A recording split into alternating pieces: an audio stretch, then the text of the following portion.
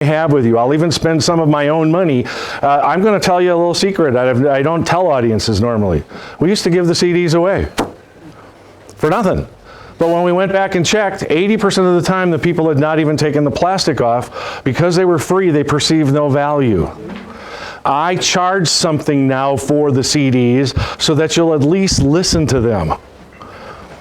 I think I have the most inexpensive training information in the business. I've trained 36 agents from zero production. Everything in my power to help you, I owe this business. I owe all of you, and I'm happy to. But here's the thing. If you understand how shy I am, I will never impose myself on you. If you don't call me, you will never hear from me again, period. I just can't do it. So it also tells me that you're really interested in learning, and if you call me, then I can share with you. Okay? So please, if you're interested in the CDs, fill out the orange sheet time so you can walk up here and I can give them to you so I can still get home today. Because even leaving at 1:15, I don't get home till 11 o'clock tonight. I want you to understand, I made a commitment to all of you.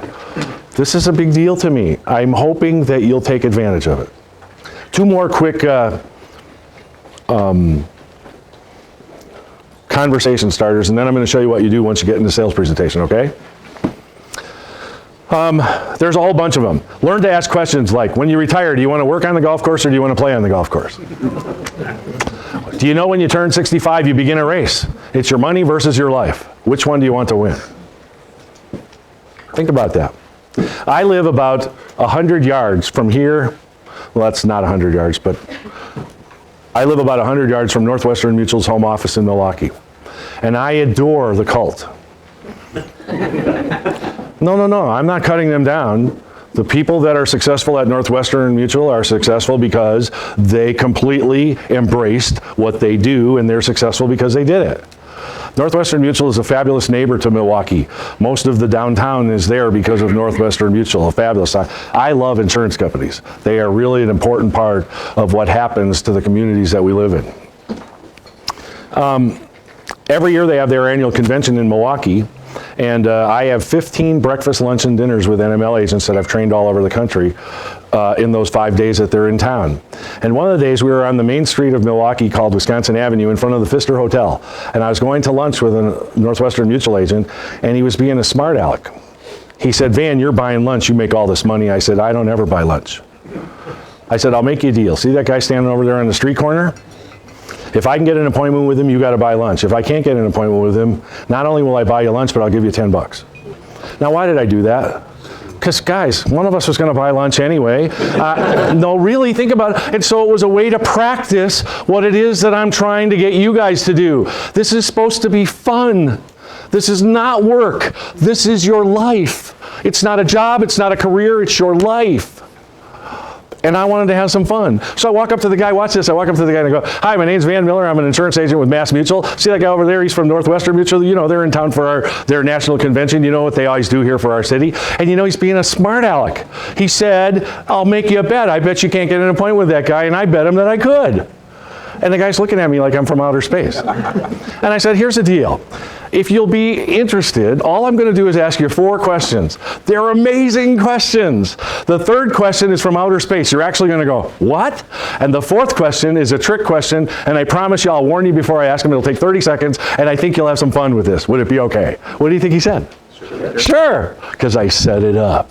So here's what I asked him. I said, do you believe there's going to be another financial catastrophe like there was in 2007 and 8? Just yes or no?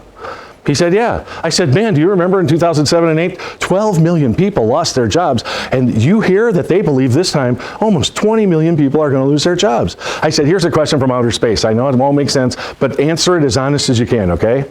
If you lost your job for 30 years, would that harm you and your family? And he goes, oh my God, yes, it would really. I said, here's the trick question. Isn't that retirement? I said, let me ask you something. If you retire at 65 and you die at 70, we going to have any problem figuring out how to take care of you in retirement? Nah. But if you retire at 65 and you live till you're 95 and you run out of money when you're 72, and isn't 72 the new 52? Aren't 72-year-olds doing what 52-year-olds used to do? So tell me, what would the rest of your life be like the last 25 years if you didn't have any money? Now, do you know why I didn't tell him anything? Because his imagination is more vivid than anything I could ever describe. He will think the worst. Oh my God, this and that. I said, if there's no cost or obligation, all I'm going to do is ask you some questions that'll help you to clarify how you would make sure that that would never happen to you. I promise I won't even sell you anything. And why do I keep saying that, you guys, you new people? Because I don't want to sell them anything. Americans love to buy. Americans hate to be sold. I'm going to put him in a position where he wants to buy. You got it? Don't be afraid to say I'm not going to sell you anything, because you don't want to be a salesperson. You want to be an advocate. You want to be an advisor. You want to be a counselor. Those are the words that matter in our business. So I want to do this right here or I'll forget before I go to the appointment. Everybody that's a PNC agent in here, I'm going to tell you 2 important things that you can go back and you can kill. Here's what I want you to do. Just listen to me first. Everybody, don't try to write this. Just listen. Here's my cell phone number, 414, write this down, 414-881-6246. 414-881-6246. Here's the deal. I'm going to tell you 2 quick things. I don't have time for you to sit and write them down because I'm running out of time. But I'm going to tell you a way that you can go back to your property and casualty agency and sell tons of stuff. Here's the first easy way. When you go back to your agency, I want you to call everybody in your book, every single person. And I want you to say, man, we just went and saw this guy, VanMueller, and he scared the bejeezers out of me. You can use whatever word you want. That's my swear word, bejeezers. Okay? And they tell them they can Google me. If you go and Google me, there's pages and pages of stuff. So they'll know I'm a real person. That's all I care about, that they know. And then you say to them, I'm sitting there and I'm going, oh my God, I have to share this information with everybody I know. And I'm sitting there thinking, should I share this information with all these new people that I want to talk to? Or should I share this information with my existing clients who've been loyal to me all these years? And you know, it wasn't even hard to think about. It lasted for a second. And I thought, boy, the people that should know about this first are my existing clients. It's the only way I know how to say thank you. So if there was no cost or obligation, and all I'm going to do is come and ask you a couple of questions that'll help you clarify in your own mind whether you have to worry about what's happened first. Second, is there actually a way for you to take advantage of what's going to happen? Couldn't you find a half an hour to come and visit with me at the office, or have me come out to the home or business and visit with you? We teach agents to do this, the property and casualty, and they double and triple their life production almost immediately. Because what did you do? You also said thank you to them. You told them how important they were. That information that even frightened you was important enough to get back home and share with them. The second thing you want to do is you have staff. We teach this to all the State Farm and American Family agents and American National agents and everybody who sells property and casualty. We teach staff to ask these questions. The questions that I laid out for you. What's the best age to take your Social Security? Is there somebody at the Internal Revenue Service that you're so madly in love with that you want to leave them a whole bunch of your money? Are you worried about the fact that the new study says most people lose their entire life savings in 6 months in the nursing home? Are you worried about these issues? And then what you do is you write them all down for your staff, so they can read them. They don't have, after they read them 10 times, they won't even have to read them anymore. They'll know them. They'll get comfortable with them. And every time somebody calls in, you say, boy, you know, we haven't done a good enough job of saying thank you to you, and we're very worried about what's about to happen in the economy, and we just want to make sure that somebody has asked you these important questions to make sure that you're going to be okay. Would you mind coming in and visiting with our agent for a half an hour, 45 minutes? It's a way for you to easily transition. A third, when you write a new property and casualty, I have a small book of business. I make jokes about it all the time. I'm a PNC agent, but I'm a lawsuit waiting to happen. This is on video, Jesus. Because I don't service it. You almost have to hold a gun to my head for me to write PNC. I'm not a PNC agent, but I ex-state, write this down, car insurance, homeowners, and when does your CD come due? And I'll show you a very simple sales presentation. I go and visit them, and when their CD comes due, and I say, what's the interest rate it's currently paying? And most of the CDs in America are 6-month CDs. They're paying 1/4%. And I pull out an article, just Google it, the rule of 72, pull out an article and show them. The rule of 72 says that if you earn 1/4%, it will take your money 288 years to double. If I can give you an annuity that pays 2 or 3%, it'll take your money 24 or 36 years to double. Would you prefer that your money doubled in your great-great-great-great-great-great-great-grandchild's lifetime, or would you like the money to double in your lifetime? That's the whole presentation. I pick up $1 million a week, everybody. Last year I did $42 million in production. Life insurance, annuities, mutual funds. Just asking questions like that. So, you write your PNC book. You're sitting there, you write your business, you write your car, you write your homeowners, then you stop at the end and you say, listen, I'm so appreciative that you put your trust in me, that you believe that I'll do a great job for you and my company will do a great job. The only way I know how to say thank you to you is if I could be allowed to ask you a few more questions so I can make sure that you're aware that we're about to have some very serious issues in our economy. I want to know that you're not going to be hurt by them. And second, I want to ask you some questions that will help verify that you could actually take advantage of it. Would you mind if I did it? It's the only way I know how to say thank you to you. Do you like that?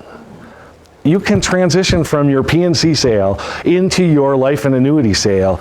Boom, easy, just by saying thank you. Now, what I'm hoping that you see, you guys, did you see me stutter or stammer when I did that? I practiced that. And even though I don't sell much car insurance, and I X-state like crazy. Watch, I go in to see their car insurance. Watch what I do. I really do a careful examination, but if they have really great car, this is what I do when I X-state. I say, if you'll tell me your expiration date of your car insurance, I'll either be able to give you more benefits for the same money, or I'll be able to give you the same benefits for less money. Can you tell me when your car insurance comes due, and I'll go and review it. I go there and review it. I don't want to sell them any damn car insurance. I just make sure it's okay, and I go, oh man, this is amazing. This is the best car insurance I've ever seen. You know, as long as I'm here.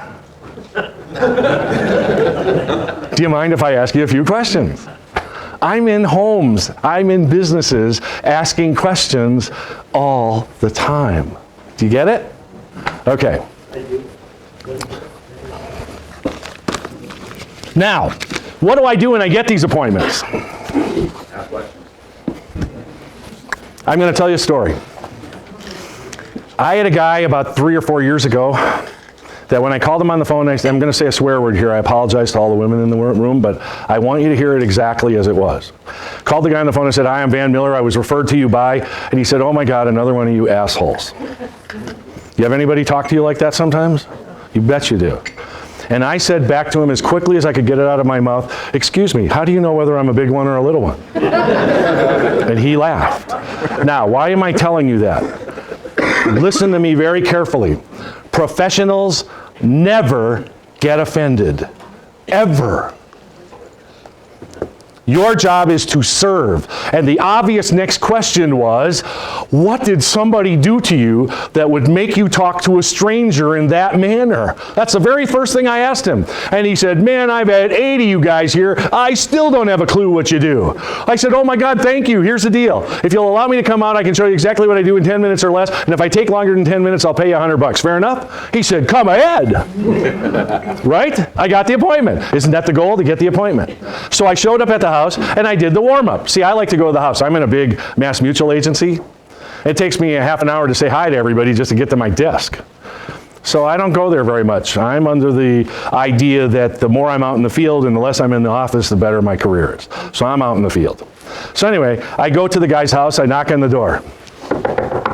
I walk in and I do the warm-up. You guys remember the warm-up? You walk around the house, you find a piece of furniture, go, oh my God, is that a great sofa? 7 slip covers, I've never seen that before. Did you get that at Walmart? That's amazing. Shag carpeting, when did that come back? You guys have done this presentation. You go to the picture wall, everybody's got a picture wall, you go, oh my God, is your daughter gorgeous? The guy goes, that's not my daughter, that's my son. And he's crying. And then they sit you down and they say, would you like a cup of coffee? Now, I've never had a cup of coffee in my life, I have no idea what it tastes like.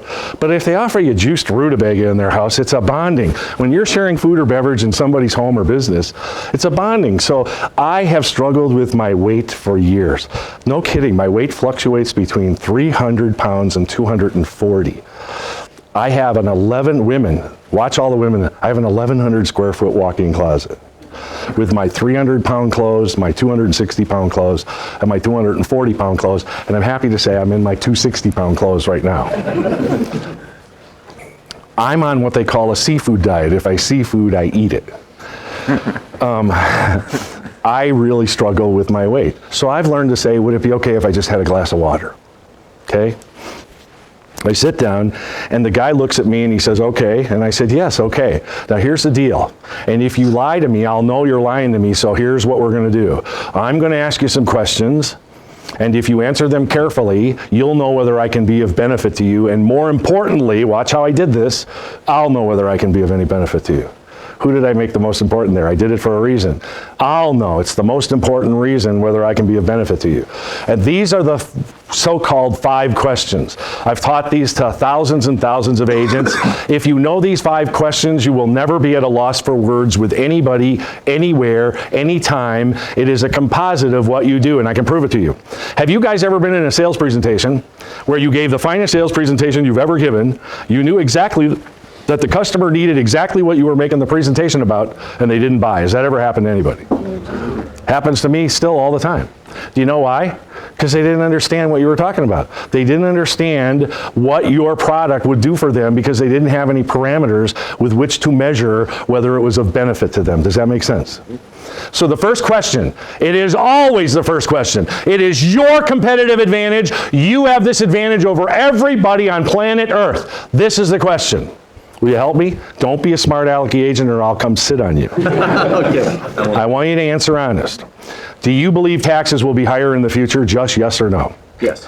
Do you think it's even possible that taxes could be way higher? With Social Security, Medicare, Medicaid, the Unaffordable Care Act, Homeland Security, defense, interest on the debt, Hurricane Harvey, Hurricane Irma, Hurricane Maria, forest fires in California, the highest tide ever in the history of Boston, flooded the streets not during a hurricane, but during a snowstorm, tornadoes, earthquakes, floods. Do you think we're going to need some more money in the future? Yes. Okay. You told me that you had 8 other advisors here. You have an accountant, attorney, a banker. You have all of these specialists. I'm going to bet you I'm about to ask you a question that nobody has ever asked you before, and it's very important that you know the answer to this question. Are you ready? Mm-hmm. Do you want to pay those taxes? No. Do you understand what he just did? Does everybody get this? What did he just do? Tell me what he just did. He just bought. It took how many questions? 2. If I can show him how he doesn't have to pay the taxes, is he going to buy something from me? Yeah. Oh, baby!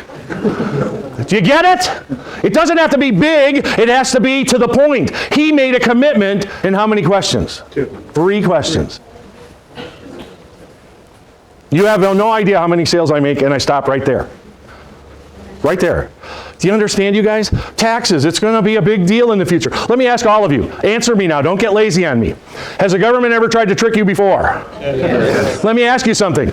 Are taxes historically low right now? Yes. Of course they are. So the government is telling the American people, we got a treat for you. We want you to take a small amount of money and put it in an IRA or a 401k or a 403b, and we want you to transfer it to the future where we're going to need a whole crap load more money so that we can tax the bejeezers out of it.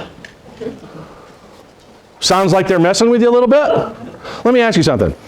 Wouldn't it be smarter if you paid the taxes now when they're historically low? Put the money in a vehicle that guaranteed that you never have to pay any taxes ever again as long as you live? Of course. Well, then why aren't you doing that? I am. But you're a customer. That's why you're here. You have very few. Thank you. Do you guys get how easy that was? It's no-brainer easy. The government is lying to you. Taxes are historically low. Why not pay the taxes now and transfer a gigantic pile of money to the future where it can't be taxed? And by the way, let me ask you something. How many of the families that you call on have young children that are eventually going to go to college? A lot. Do you understand life insurance doesn't count on a FAFSA?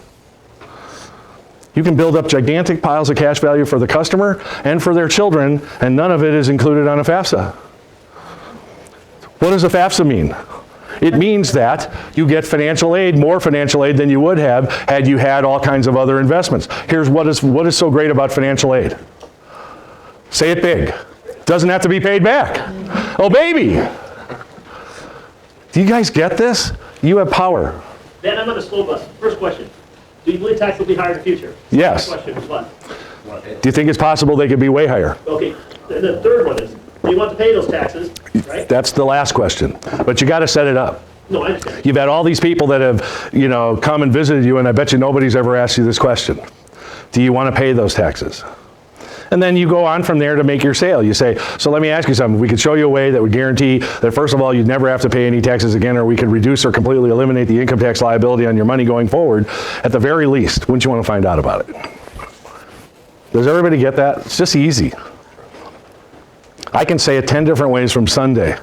I practice it and practice it and practice it. It's a conversation. It's not a pitch. I'm not even telling them anything. I'm just asking them stuff. Second question. Do you think Benefits will be lower in the future. Now, why is there a second question?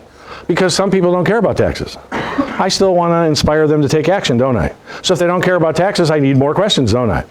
So do you think benefits will be lower in the future? Higher deductibles, higher premiums, more out of pocket? Do you guys believe that? Doesn't that mean a lower standard of living for you and your family? Are all of you okay with having a lower standard of living? What if there was an easy way to replace all those lost benefits? When would you want to know about it? When? Today. Today. Third question, if there's higher taxes and there's lower benefits, is that going to be enough to fix everything in our country? No, so the government's probably going to have to print more what? Money. What's that called? Now see, if you stall a little, and the customer will, because they don't always know what it is. They don't know whether it's inflation or deflation. Your job is to never embarrass a prospect. So you always help them. You say, boy, isn't that inflation? See, in the form of a question, boy, and they go, yeah, dodged a bullet. I didn't look stupid. No, please, every single one of these sentences counts. Your job is to build up these people. Let them know how smart they are. The easiest thing to understand is if you're talking to somebody who has 200,000 or more in this country, 95% of America would trade places with them tomorrow. You got to get that. You got to know that. I can prove it to you. It's very easy. After a 9-year bull market, Fidelity says the average account balance of a 401k is $104,000 after a 9-year bull market. So you know what you'd ask somebody when you get done telling them that? You look right at them and you say, can I ask you something? If you retire at 65 and you live till you're 95, how long is $104,000 going to last? About a year. He says about a year. Boy, I want to live with you. 3 teenagers. Oh, okay. He's got 3 teenagers. That's not even going to last a year. No. Okay. So, but you get my point? What you need to understand, I'll give you another statistic that you don't know. 50% of America arrives at death or retirement with nothing. 50%. 75% of America arrives at death or retirement with less than $28,000. 75% of the country. 90% of America arrives at death or retirement with less than $140,000. So if you have $140,000 or more in assets, you have more than 90% of the people in this country. So you know what I stop and say right there? Watch how easy. Say, let me ask you something. You said before you believe taxes are going to be higher in the future, right? Mm-hmm. So when they go get this money, the government that pay for all this stuff that we talked about, will they get it from the 90% of the people who don't have any money, or are they going to come after the 10% who do? 10%. So are you okay with that? You going to let them just come and get you? No. What if there was a way that the government could never touch you again? At the very least, wouldn't you want to know about it? Yes. Do you see the sale? It's just common sense. What I'm hoping you're hearing as I'm doing this, is any of this not common sense? That's what I'm trying to get you to understand. It's common sense. So, if the government's going to print more money, isn't that going to cause inflation? So what's your strategy to not be hurt by inflation, and how can you take advantage of inflation? You have a guy that's friends with Bill Gates, named Warren Buffett. Warren Buffett says the number one rule in investing is what? Don't lose money. Never lose any money. That's the number one rule. What's rule number 2, 3, 4, 5, 6, 7, 8, 9, 10? Refer to rule number 1. Who sells products that guarantee that they will never lose any money? I can't hear you. You do. Better know that. Dead bang right now with what's about to happen. It's the strategy of a lifetime. I'm moving so much money, it's ridiculous. And the customers, you know what they say to me? They say, how come nobody else told me about this? And you never throw another agent under the bus. You say, I don't know why somebody else didn't tell you, but you know now. What do you want to do? Do you understand? You are always dignified. You are always positive. There is nothing going to harm anybody. We're going to show you a strategy that allows you to take advantage. Now, when you're talking about inflation, it's very easy. If we have just 7% inflation, and by the way, did we ever have a time in our history that we had 7% inflation for a long period of time? And the answer is yes. We call it Jimmy Carter inflation. 1978 to 1990, inflation was never less than 7%. So if you figure 7% inflation, that means every 10 years you need twice as much money to live on. So if you retire at 65 on $50,000 a year, at 75 you're going to need $100,000 a year to have the same standard of living you started out with at age 65. And if you live till you're 85, you're going to need $200,000 a year to have the same standard of living that you had when you started out at age 65 at 50,000. Now, what would be? Please let me just go show you some quick math. If you have, again, some of you guys were teasing me yesterday and said there's a lot of people here that have 401ks that have pretty good money in them. So let's just say $1 million, okay? What is 1/4% of $1 million? 25,000. 2,500. Okay? Now watch this. Have some fun with me. If the interest rates go up to 10, and they will, by the way, what's 10% of $1 million? It's 100,000. So guess what? If you don't lose any money and I can keep your money intact and accessible, as the interest rates go up, I can just reallocate you to something that will pay you an interest rate that'll allow you to keep up with inflation. I didn't even have to do anything special except prevent you from ever losing any money, did I? Wow. See, we don't think it through. Fourth question, if there's higher taxes and lower benefits, government's going to print more money. Isn't that going to cause, watch what I do, more and more volatility? And if you make a mistake, could you lose some money? Answer me. If you make 5 mistakes, could you lose everything? Of course you could. What's your strategy to not be hurt by the bad volatility? And how can you take advantage of the good volatility? Do you have a strategy for that?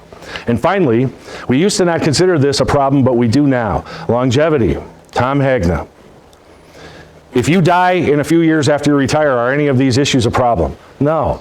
But if you live 30 years in retirement, are all of these issues a problem and are they a challenge? Of course they are. So won't we have to plan for you living too long?